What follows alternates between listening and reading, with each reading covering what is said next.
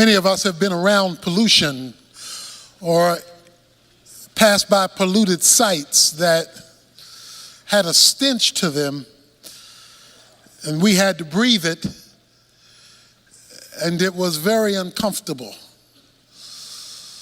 We've often said, "What is that smell?" If we weren't sure what it was, all we knew was it was very disconcerting, very uncomfortable. And so we quickly desired to pursue good air, clean air, uncontaminated air, so that we could function. It's hard to function when the air is putrid, when it has been contaminated by that which causes a loss of sense. Jesus had been talking about the decay in the culture and how that decay was a decay of death. It was the smell of rottenness. And in the last verse of chapter 17 of the book of Luke, when the disciples wanted to know, when is this return that you're going to make? When is this judgment on the culture going to occur? He says in the last verse, where the body is, there also the vultures will be gathered. He says, when you see a corpse that has died and rigor mortis is setting in, vultures circle, waiting for the demise in order that it might pounce on them and render judgment to the decaying or diseased or dead body. He talks about vultures circling around this thing called death. It is clear that you and I live in an environment, in a world that has been contaminated by sin, bringing about a smelly way to live, a polluted world. Which leads Jesus to identify a widow, a woman, to make an astounding principle that I want to leave with you today. In this polluted society where death reigns and vultures gather, he told them a parable. He states the premise of the parable up front. He says in verse 1, at all times men ought to pray and not to faint. Some of your versions read, other versions read, lose heart. The idea is quitting, throwing in the towel, saying, I can't take it anymore. To faint means to become weary or discouraged and want to give up. Has anybody ever fainted? You can't take it anymore. You don't know how much longer you can endure this, because the circumstances hovering around you, the vultures that are hovering around you, are indicating a situation that is dead or dying, and you see absolutely no hope. The air is stale. In this stale air, Jesus says, I want to tell you, men should always pray and not faint. In other words, when the air is stale, you got to rise above it to where the clear air is. Men ought always to pray and not to faint. That is, you know air is stale because you are breathing. Your nostrils are taking in the scents and you are breathing regularly. So you are smelling stale air regularly in terms of when you're in a putrid environment because you're breathing it. And so there's no way to get away from it because you're always breathing. He says men ought to always pray and not faint. In other words, prayer is to be like breathing. The only time when you are conscious about breathing is when it's hard to do it. We breathe all the time, but don't think about it until there's a problem. If there's an asthma problem or an allergy problem or some problem that creates the need for additional oxygen, breathing now becomes a conscious activity because it's being interfered with. He says men ought to always pray and not faint. Men ought to always be in communication with God because your ongoing breathing in prayer will keep you in good air, even though you may be living in a bad atmosphere where the vultures are circling. There are people here to gather today where the vultures are circling around your life and ready to pounce on your situation because death has set in. Things don't look like they will ever get better. Things don't look like they will ever change. Things don't look like they will ever work out for you. And all you see are things going downhill and the vultures circling, ready to pounce on you and do you in. Coming off of that, Jesus says to his disciples, men ought to always maintain contact with God like breathe. It should be so normal that you're doing it even when you're not conscious you're doing it. Because it's a orientation, not just a position. Prayer is not just getting on your knees. It's not just clasping your hands. It's not just closing your eyes. It's not even just mouthing words. Prayer is an atmosphere of operating. You are operating in connectivity with God. Or as the word we've looked at last Wednesday, abiding. This is the air I breathe. The song says, I am in constant contact with God, which means that you are praying more than you know you're praying. See, sometimes we're praying and we identify the formal times. But there ought to be informal time, because if prayer is an atmosphere, if it's a breathing, then that means you're in contact with God as a normal way of functioning, not just as a scheduled activity that you do. There's this orientation. He wants men to always pray and not faint. That's his thesis, his major point. Where God is interfaced with as a way of life, not simply as a schedule. There ought to be that, the time in your closet, a scheduled program. That leads him to a story that he wants to tell about this that is extraordinary. And most of us have read this story many times, but perhaps there's something in here that you may never have seen before, yet I believe it is the epicenter of the point of the parable and will totally change your life, my life, if we grasp it. In a certain city, we're told, there is a judge who does not fear God nor men. In other words, he doesn't care what God thinks, and he doesn't care what people say, because he is the judge. During biblical times, it was a lot like Western times, when there would be the circuit judges, and the Western towns would wait for the judges to come to hold trials, and the judges would go from town to town to town, and they would hold the criminals in the town jail until the judge came to render a verdict. So they were circuit judges. And so these judges would go from town to town to town to mitigate cases relative to issues that had popped up in the town. So there is this judge, but we're told something about the judge, that the judge is an unrighteous judge.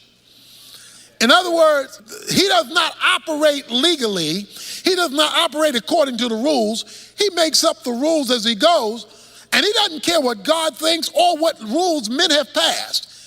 he's going to do his own thing. Judges like this were easy for bribes. The wealthy could always be set free because the wealthy could buy their way out of their problems. And since he wasn't righteous, he could easily be bribed. So we're told that there is this judge. He's going to render judgment, but he's not going to do it righteously. So that's the man. And he doesn't care what God thinks. He doesn't care what man says. There is also a widow in the story. There's a woman. She's been married. Most likely they're children. We don't know that for sure. But we know that her husband has died. Now, when Jesus tells the story, he picks the weakest scenario he can pick. Because in the Bible, the lowest of the low are the orphans and the widows. From Genesis to Revelation, when God wants to make a point about the lowest of the low, he will pick orphans and widows. This widow had a number of problems based on biblical history. First of all, there was little protection for women. Women were not viewed as high, as valuable as they were created to be, and that was the norm of the culture. Not only that, but she has no husband, so there's nobody to stand in for her. She must stand on her own.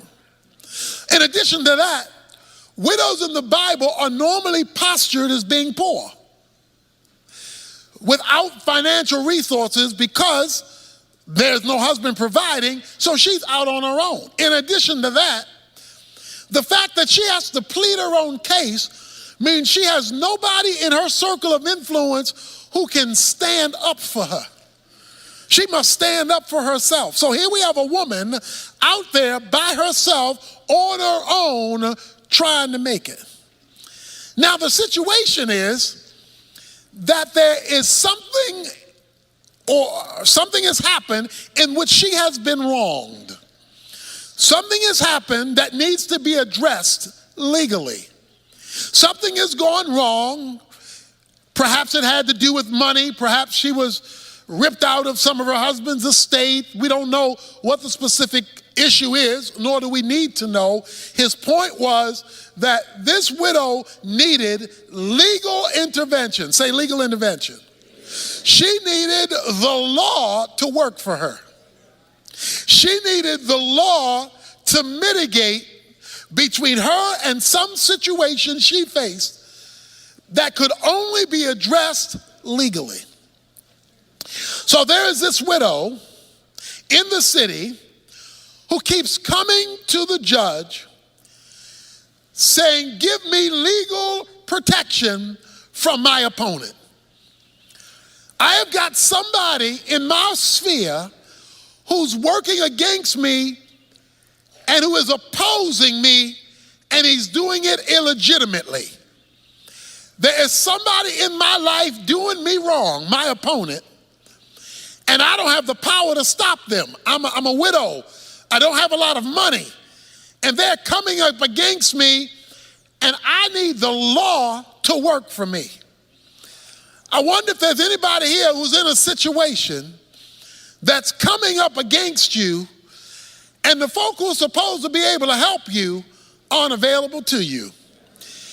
She goes to the judge because she says she needs, here it is, legal protection.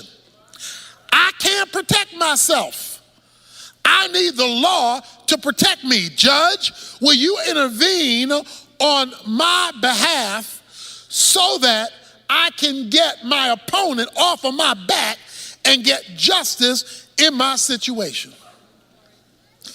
Verse 4 says, "For a while the judge was unwilling." The judge says, "I don't want to be bothered. I don't want to be bothered with a widow. I don't want to be bothered with your problem. I don't want to be bothered about your opponent. I don't want to be bothered. I don't care about your situation because I don't even care about God. And I don't care about people. And you are the lowest of the people, a widow, so I really don't care about you. So for a while, it says, he was unwilling to hear her case, although she had a legitimate case. Stick with me here. It says, but afterwards, he said to himself, self, even though I do not fear God, pagan judge, and I do not respect man, yet because this widow bothers me, that means it's nagging me. After all, she's a woman.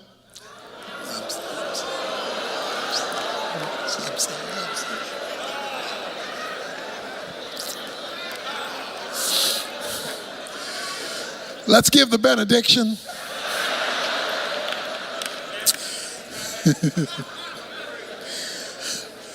This woman, the judge is a man, this woman is getting on my nerves. That's what he said. She is driving me nuts. He says, I don't respect God, I don't respect man. I will give her legal protection. Say legal protection. According to verse 3, she was seeking legal protection. Say legal protection. Okay, keep that in mind. I'm going somewhere. Even though I don't fear God, I don't fear man, otherwise, if I don't do something about this lady's problem, she's going to keep coming to me. Because she won't let me go. Every time I show up, she shows up. Every time I have another person's case, she brings up her case. This woman won't let me go. She won't get off my back. And if she keeps coming, watch this, she will wear me out. Anybody here ever been worn out by a woman? I hope you're sitting by yourself, mister. Brother, just raise his hand like that. He says, this woman is going to wear me out. The Greek word wear me out literally is rendered, give me a black eye. Give me a black eye. The issue was not that she was going to punch him out. To give a black eye meant to ruin my reputation. To give a black eye means to ruin the person's reputation. He says, if this woman keeps coming, she's going to ruin my name. So this is what the woman was doing. In order to ruin his name, that meant she would have to be telling other people about the unjust judge. Because to ruin somebody's reputation, you're ruining their reputation among others. So evidently, this woman would show up at a court scene and say, this judge is not right. He ain't right. I've been having a problem and he won't get my problem. He's not right. She said, he knows he's not right. He's an unrighteous judge. He doesn't care about God nor man. He doesn't want everybody to know he's not right. He just wants he to know he's not right. And if this woman keeps coming, it's going to be clear to everybody, I'm not right. And I don't want to look not right to everybody. So to get this woman off my back, to get her out of my grill, to get her off of me, what I am going to do is I am going to give her legal protection. Say legal protection. I am going to address her situation so that I can get her off my back, so that I can save my reputation. Let me say that again now. I'm going to get her off my back so that I can save my reputation. I need to say that one more time. I'm going to give her legal protection, not because I want to give her legal protection, not because I care about this woman. I want her off my back, and I want to protect my reputation, so therefore I'm going to intervene in her circumstances.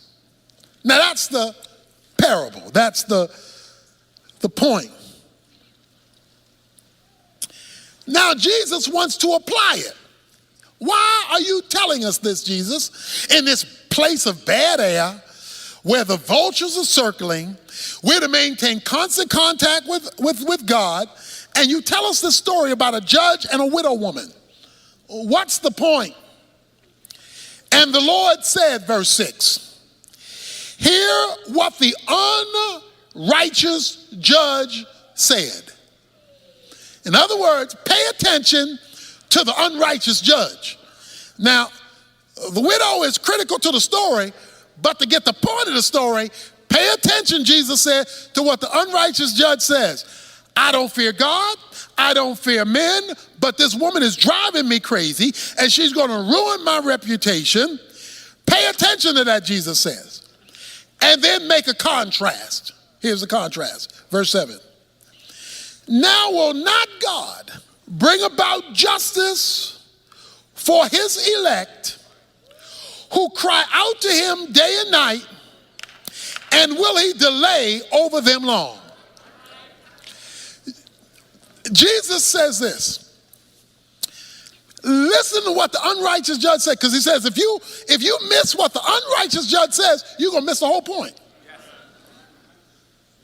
He says, an unrighteous man who didn't care about God, he didn't care about people, he didn't care about legalities, he didn't care about justice, he cared about his reputation. He cared about his name and not being nagged to death by this woman. He was out to protect his name. And in order to protect his name, he had to respond to this woman, because this woman was giving him a black eye, messing up his name, his reputation. He had to do something, because as bad as he was, he cared about his reputation.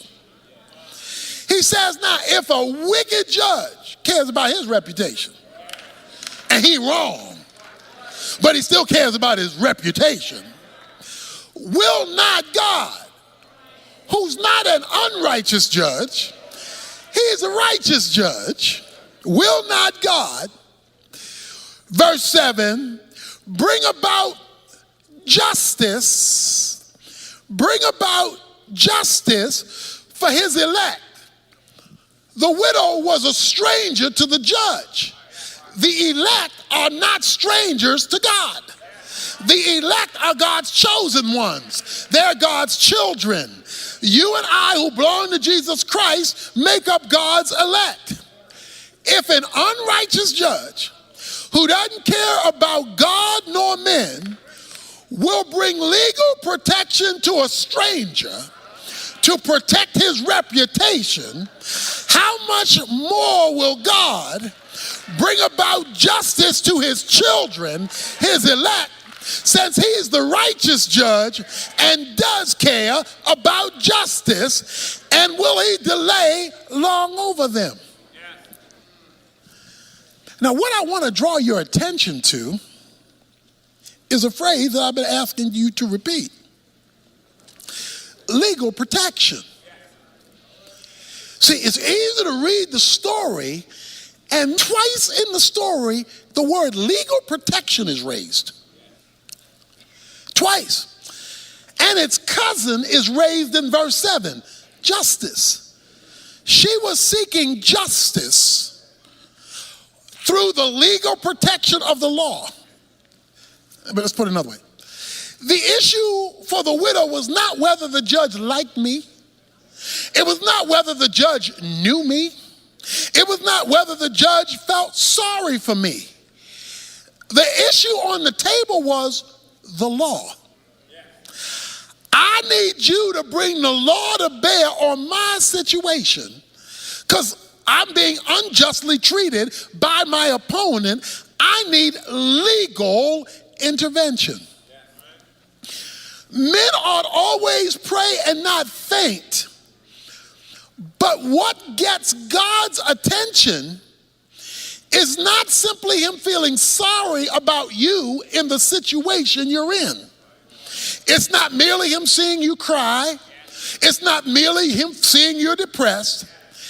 What brings heaven down to earth in the vulturous situation you may be facing is calling down your legal right. The issue was your legal right. See, what the woman had, she did not have the judge on her side. She had the law on her side. And even though the judge didn't care about the woman, she kept bringing up, but the law says. And when she brought up the legal thing, he had to deal with that, because for him not to address the law was to kill his reputation, because the judge was obligated to the law. Now let me explain what I'm trying to say here today. What I'm trying to say here is that God, who cares about us, we're part of the elect, who's righteous, has concern about his law. That is, God has obligated himself to his own word. God has obligated himself to what God has said himself. God is tethered to his own law. God can't do what the unrighteous judge was trying to do, because God by nature is righteousness. Righteousness is the divine standard, so God is tethered to his own standard. So God is always going to operate in concert with his own law. Now, the woman calls for legal protection, watch this now, because she knew she had the right to it. In other words, let me put it another way. If she didn't know what the law was, if she didn't know that the law, there were rules in the law book to deal with the situation she was facing, she wouldn't have been able to call on the law, because she wouldn't have known the law applied. It was her knowledge that there is a righteous law in the book that deals with my opponent's situation, and I'm going to the authorized person, the judge, to render the law on my behalf, that took her to nagging the judge. She could nag the judge even though the judge didn't care about her, because she knew what was written that was in the law book that applied to her situation. Not to know what was written is not to have a basis to appeal to the judge. Because remember, it says she wanted legal protection. She wanted something that would come from the law to act on her behalf. Hold your finger here. Turn back a couple of pages to Luke chapter 13. In Luke chapter 13, it's the Sabbath.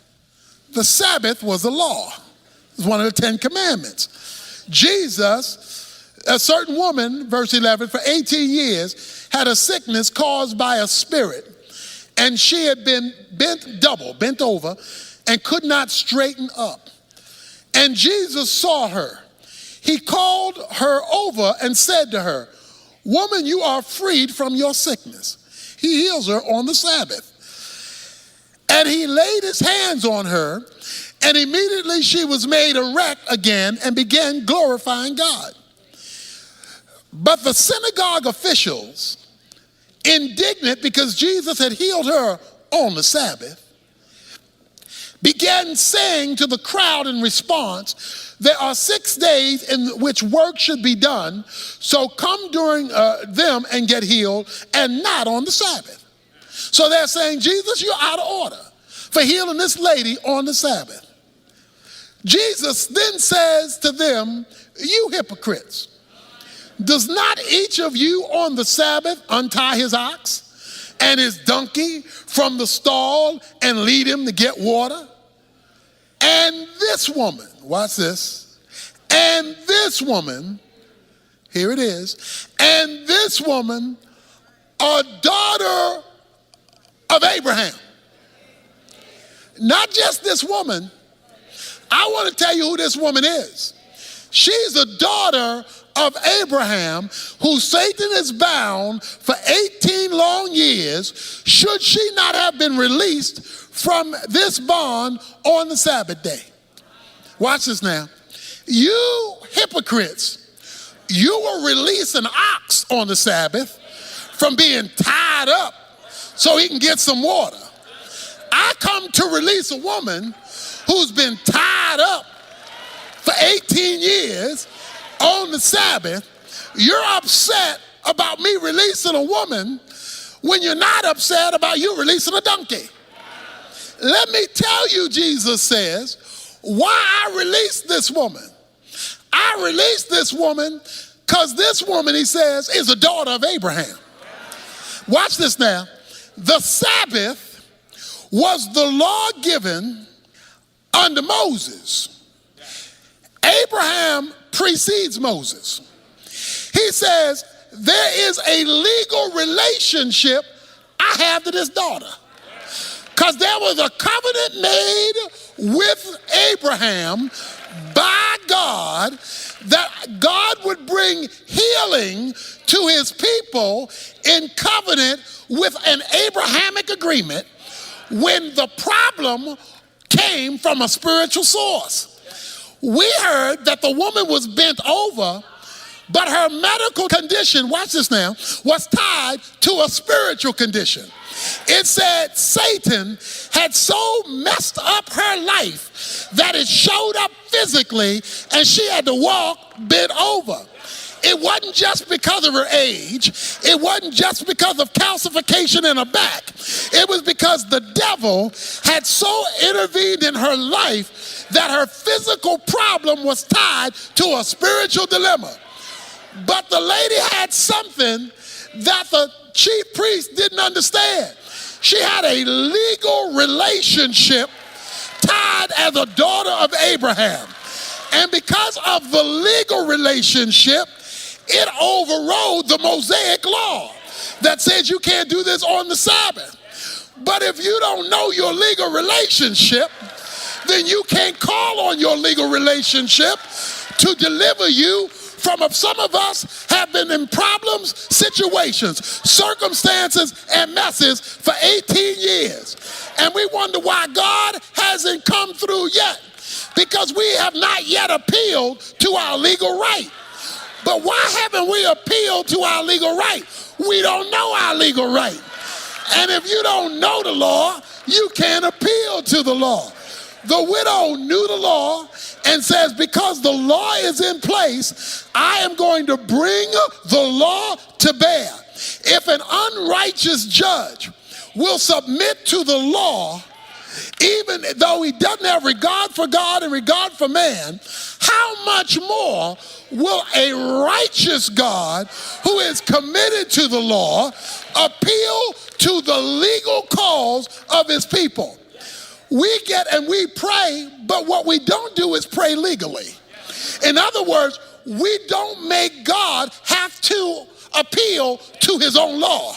We come with generalities and vague things that have nothing to do with nothing. Bless my day, bless my family, bless my food, bless my situation, bless me as I drive, bless me as I ride. Those are cutesies.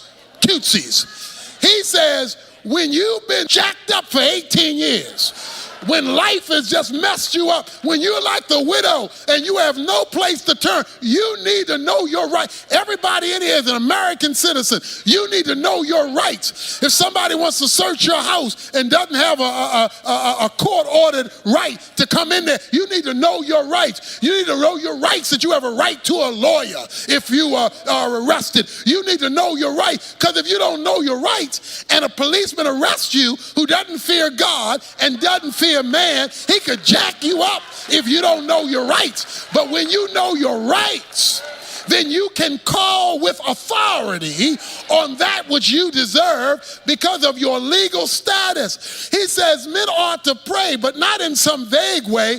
The best way to pray is to call God to have to respond to his own word, to call God to have to respond to his own truth.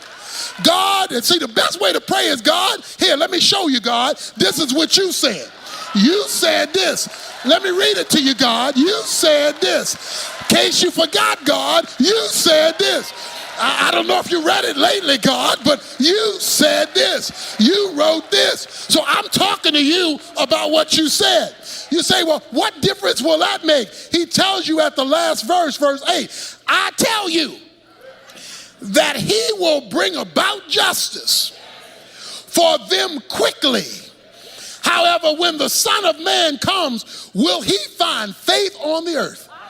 He says, some of us have been waiting a lot longer than we should be waiting. Some of us have been struggling a lot longer than we should be struggling.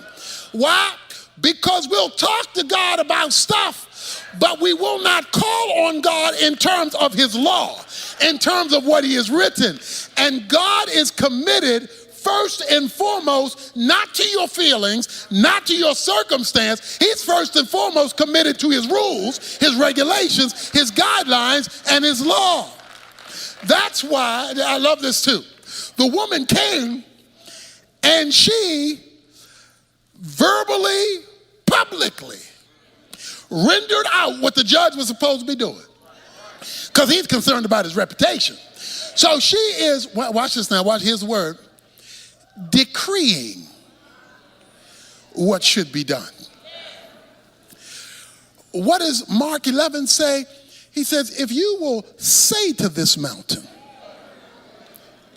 a mountain in the Bible is an impossible situation to climb over.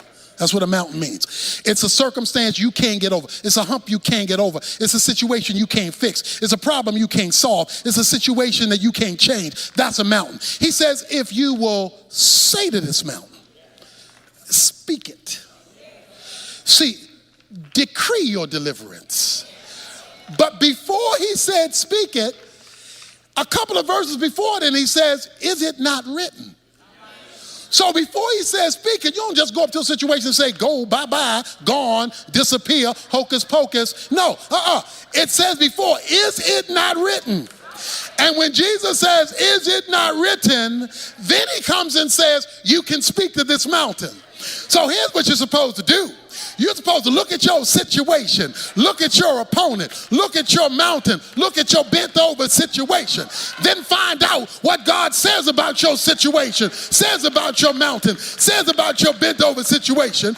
Then you're supposed to speak to your mountain, speak to your situation, speak to your scenario, and tell the situation what God said. Tell the person what God said. Speak to it in the name of the law, and will not God move swiftly? Verse 8 says, won't he show up quick? Won't he come out of nowhere?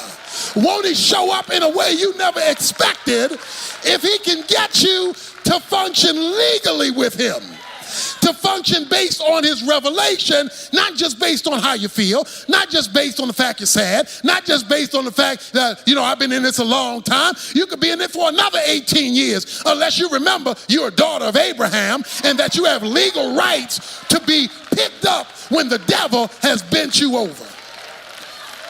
He says, men ought to always pray like this. Men ought to always talk to God like this. And he says, and when you relate to God like this, you will see him move swiftly. That means, swiftly means all of a sudden.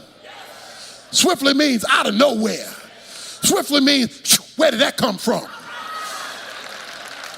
That's what swiftly means. For the Bible says in Isaiah 46 that God will establish his purposes. The Bible says in Job chapter 22 verse 28, decree what God is to do, and so that God can get it done. So you ought to speak to your situation, but in the name of God, not your words. You ought to speak his words into the situation, because God is not bound to what you think. He's not bound to what other folk think. He's not bound to how you feel. He's not bound to how other folk feel. He's not bound to what you've been raised to believe or what other people think you ought to believe. He's not bound to your mama. He's not bound to your daddy. He's not bound to your friends. He's not bound to your coworker. He's not bound to your supervisor. He's not bound to your neighbor. He's not bound bound to your governor. He's not bound to your president. He's bound to his own word. And that's the only thing that he will commit himself to. Somebody ought to be willing to pray now. Somebody ought to be willing to call on him now, day and night, night and day. You ought to get up and say, that's what you said. You ought to go to bed and say, that's what you said. I'm holding you to what you said. And he said, if he can see that you're appealing to his law day and night, out of nowhere,